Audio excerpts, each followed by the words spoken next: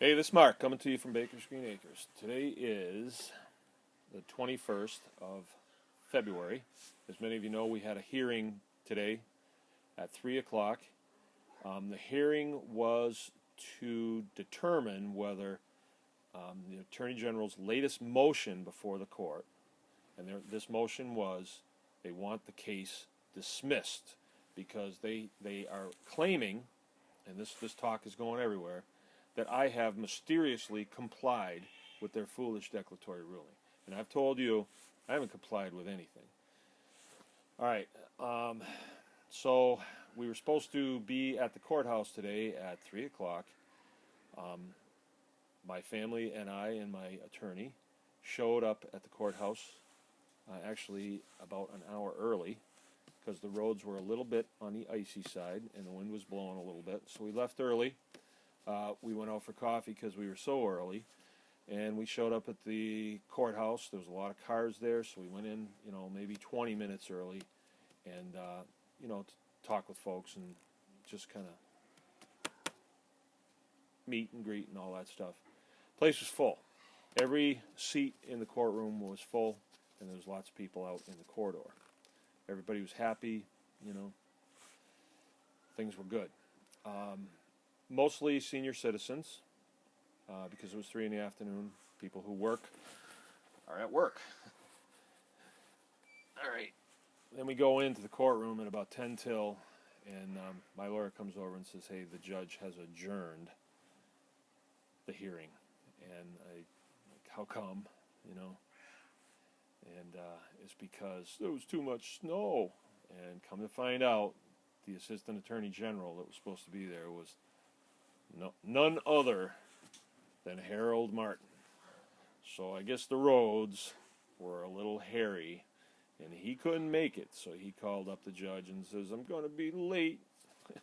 Like real late. And I guess the judge said to preserve the integrity of the court proceedings that he would adjourn it. Now, I'm not sure what would have happened if we didn't show up, and we called in with a lame excuse, but that's what happens when the Attorney General calls in. I don't hold with it, not at all. I don't hold at all. I think if a man's being paid to do a job and he can't look at the weather and get there, decide that maybe I better leave a little early or a day early or something, but he's paid to be there. I don't think that this is going to work real good for his next promotion, but so be it. That's it. So it was adjourned, and we were told that we would reconvene next Wednesday at 1 o'clock in the afternoon. I already checked the weather, Harry. It's going to snow that day, and it's going to be down around 12 degrees.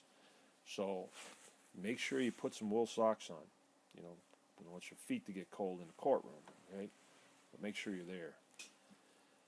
All right, a lot of money wasted, but we are going to press on. So that's that.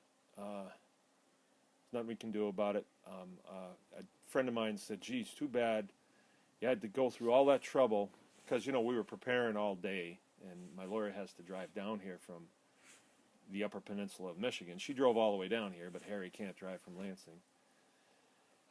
And, so it's a day, and we had to take kids out of school and her kids out of school and stuff. And it was all kind of for nothing. And the guy said, that's too bad. But I said, no, it isn't really for nothing. And that's kind of the point of this video, is every move these guys make shows their character. And that's something that you need to remember, their character. All right, that's it. One other thing. I spoke with some of the folks that were there. We actually went to a restaurant in town and had coffee after, and had a nice time, actually. And I was sitting with an older couple. They were in their 80s, and they had driven up from Lansing. And that's where Harry was driving up. So they made it, but Harry couldn't. I thought that was kind of interesting. They had come with an older friend of theirs. And they turned around after they had coffee, and it was probably about 4:30, and they right back down to Lansing. And I hope they made it. I hope everybody made it home safe. But that wasn't the furthest. There was people up from Detroit. There was some people from Indian River. There was people from let's see, Grand Rapids, Gladwin, Midland, lots of folks from Midland. So it was a good time. We had a good time, got a chance to fellowship a little bit, and, we'll put it together. The other thing, real quick, is this hack job that was done on me in the Modern Farmer magazine. The dude's name, I'll put it out there, his name is Jesse Hirsch. He lives in New York City, come to find out. I'm going to post his address and phone number here pretty quick. He did some things in here that were just out and out wrong. He labeled me as a libertarian. That was bad because I'm not a libertarian. Not that I have anything against libertarians, but I'm not a libertarian. And why he did that, I'm not sure. But it does kind of label me as a political party. And that's not what this is about. This has nothing to do with political parties at all. Like if he had labeled me as a Republican or a Democrat, I would say, no, I am neither of them. And I am neither of them. I am an independent. Not that it matters to this conversation. But what he did, we come to find out, because he wound up posting about this much of what he says is the transcript. We don't know. We need to find out. As he posted it, and come to find out, he asked me questions. And the first 3 questions he asked me were about firearms. And, do you own guns? And this is a farm magazine. And I trusted that it would be put in context, my answers. I mean, I pretty well trust mostly everybody if they've got a farm background. But he asked me if I owned guns, he asked me if I owned a lot of guns, and he asked me if I would shoot anybody or I would protect my property with guns. He says that I answered yes to all 3. I honestly do not remember. When I do an interview, I just tell it the way it is. Don't remember if I said that. It doesn't sound like I did, to me anyway. I think I would have said, why are you asking me about that, if this is about feral swine? But come to find out, this guy was working an agenda. We looked at some other work that he's done, and I would encourage you to look at that article, Modern Farmer, and it's, you'll see it if you Google it. It's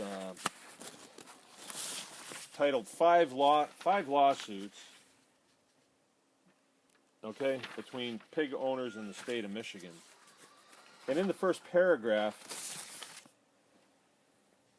you see that where it's outlined in blue. See that? I think it's right about there. Click on that, and that's the first story that the guy wrote. And it was in the first issue of the magazine, right? So the first story in the first issue was about feral swine, and this magazine is supposed to be about farmers and farming operations.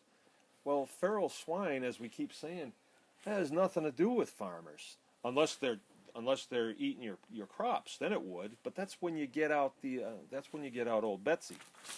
So anyway, if you read that, you'll see what the guy was trying to do. Anyway, there's been a lot of traffic, and you all have been rattling their cages really, really hard, and rightly so. It's not good for this guy to go around saying that I am a gun-wielding lunatic. It's not good to do that, because that puts law enforcement on edge. They have to interface with me. It puts them on edge, and I don't need them on edge. I'm a peace-loving farmer here that's raising 8 children. I don't need law enforcement on edge. And that's what he did by making the claims in the article that he did about me. None of it was true.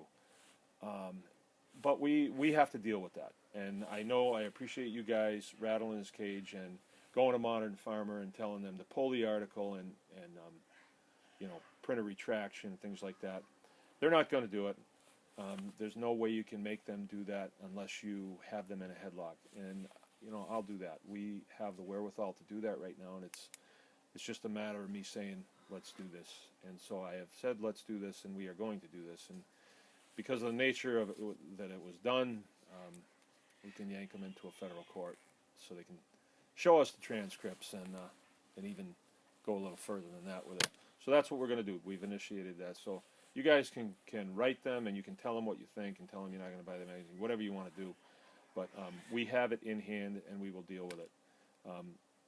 We don't think that's a good thing for them to be doing that, and I think that they're just going to be the first one in a long line that will be doing that, and we'll deal with them as they come. That is our right to do that, and we will. So that's it. Hey, this is Mark from Baker's Green Acres signing off. Good day to be American.